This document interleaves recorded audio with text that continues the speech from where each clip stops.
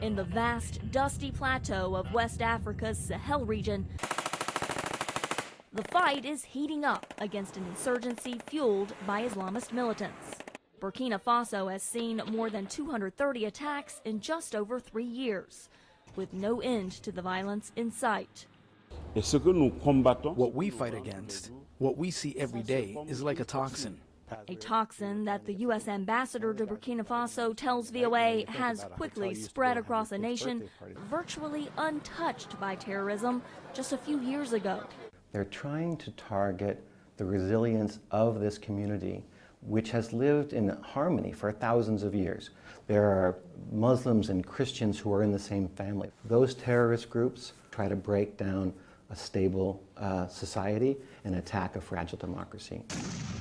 Because instability provides terrorists an opening to infiltrate.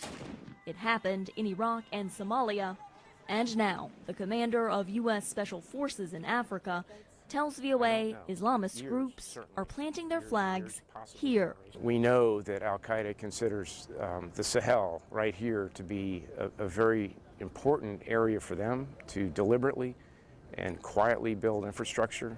They've been doing this for a number of years, and they've been fairly successful. Which is why Hicks says training exercises with Sahel nation forces are critical. American commandos and international allies teach everything from how to plan operations, to how to respond to an ambush, to how to treat and evacuate the wounded. Skills that regional partners say make a big difference. Unfortunately, we lost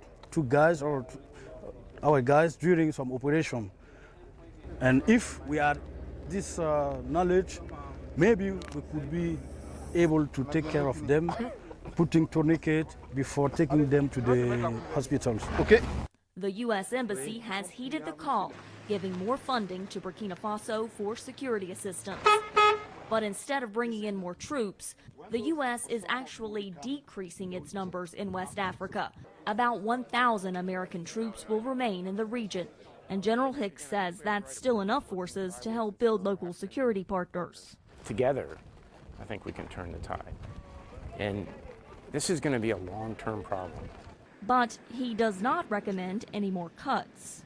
Is the United States winning the counter-terror war here? I would tell you at this time we are not winning. And officials say if the terrorists win in Burkina Faso, it could turn into a launch pad for terrorists to expand their influence to West Africa's coast and potentially beyond.